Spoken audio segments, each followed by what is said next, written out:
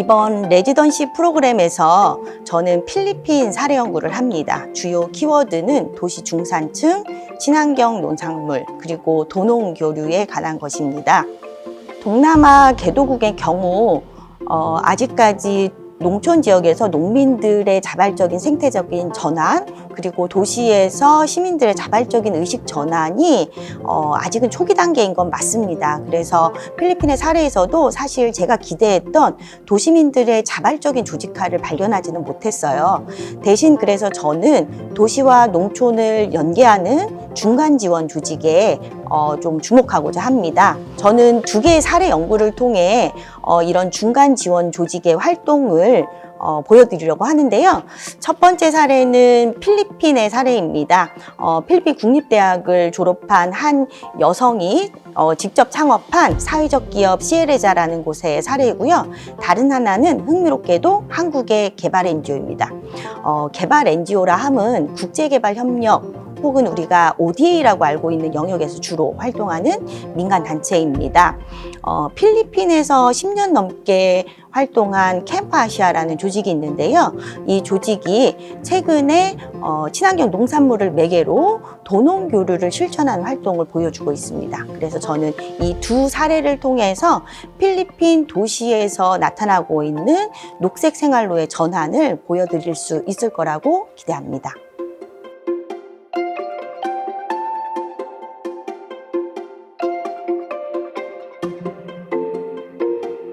In this research, I pay attention to the everyday lives of public transport drivers. I want to show their constant interaction with their passengers, and in doing so, I want to highlight how they become carriers of intimate knowledge because of their constant dialogue, conversations with their passengers, as well as their in-depth knowledge of the cities in which they are a part of. The connection between modernity and transport driving is clear in the colonial history of Manila and Singapore. Colonizers viewed the motorized vehicles as markers of technological advancement, and hence the operators, the drivers of these vehicles came to be understood as carriers of modernity as well, even if they were a subordinate group within their societies. On the other hand, in terms of gender, I want to emphasize how driving as an occupation was dominated by males. So driving in Manila and Singapore came to be a form of expression of manliness. Many of us simply disregard them, and in the case of Manila, jeepney drivers are now pushed against the wall because of the policies of the government. And so my wish is that my research will aid in avoiding a total erasure of their social significance.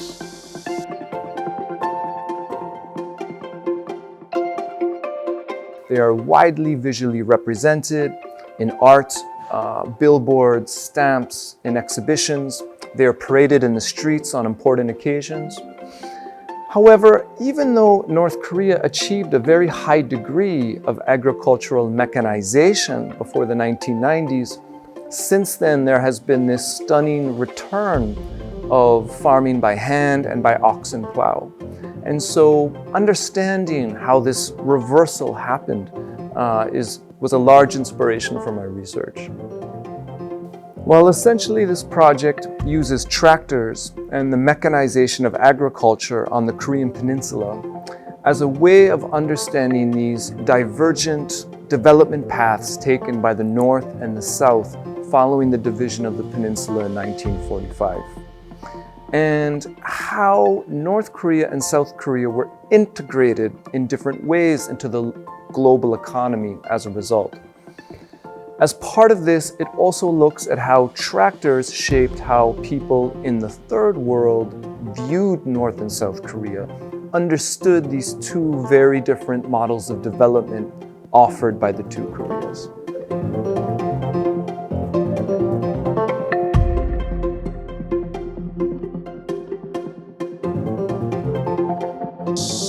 My research examines the portrayals of foreign migrants in post-socialist Vietnamese literature. Specifically, this project explores how these portrayals follow the patterns of describing and imagining the foreigners in socialist realistic Vietnamese literature, and to understand how the contemporary Vietnamese literature engage with national politics of post-reform Vietnam in the time of its going to globalization, and the national implications of post-socialist realistic Vietnamese literature will add some dimension to current discussion about nation and literature in post-socialist country and post-communist countries. In the countries, specifically in those countries that are former colonies, nation and politics are closely related.